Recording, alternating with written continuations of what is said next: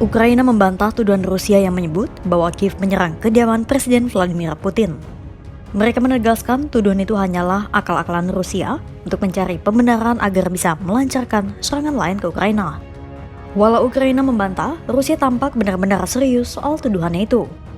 Putin bahkan sampai mengabarkan sendiri soal serangan ke kediamannya ke Presiden Amerika Serikat Donald Trump. Seperti apa bantahan Ukraina dan apa tanggapan Trump setelah mendengar kabar kediaman Putin diserang Ukraina?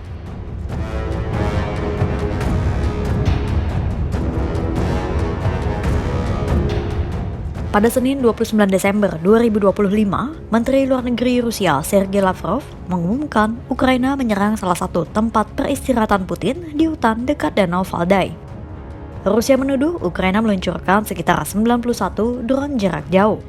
Namun Ukraina segera menepis tuduhan itu. Padahal saat insiden itu dilaporkan, Presiden Ukraina Volodymyr Zelensky baru saja bertemu Trump dan membahas soal perundingan damai Rusia-Ukraina. Zelensky pun menyebut tuduhan itu hanyalah kebohongan yang sengaja disebar Rusia untuk merusak upaya diplomasi dan membenarkan perpanjangan perang. Zelensky pun mengecam Rusia untuk menghentikan segala kebohongan. Bantahan juga disuarakan oleh Menteri Luar Negeri Ukraina, Andriy Sybiha, yang mendesak pemimpin dunia untuk ikut mengecam tuduhan Rusia. Kemarahan Ukraina atas tuduhan Rusia bukan tanpa alasan. Karena setelah Rusia melaporkan soal serangan di kediaman Putin, Moskwa segera mengirim sinyal akan menarik diri dari upaya perundingan perdamaian. Lantas, bagaimana nasib upaya perdamaian Rusia dan Ukraina?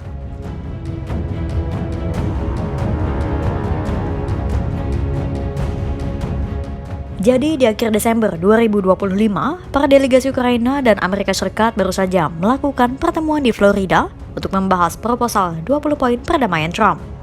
Ada sejumlah revisi yang dibuat atas proposal 20 poin Trump itu. Dalam pertemuan itu, Amerika Serikat juga berjanji akan memberikan jaminan keamanan bagi Ukraina selama 15 tahun. Meski Ukraina menginginkan lebih, yakni jaminan sampai 50 tahun. Namun isi pertemuan itu pun sebenarnya belum mencapai final. Itulah mengapa kabar soal serangan di kediaman Putin itu lantas memunculkan pertanyaan soal nasib perundingan tersebut. Di sela pertemuan dengan Perdana Menteri Israel Benjamin Netanyahu, Trump mengaku marah dengan kabar serangan terhadap rumah Putin. Apalagi ia diberitahu langsung oleh Putin soal kabar serangan tersebut. Trump tak menyatakan apapun soal kelanjutan perundingan.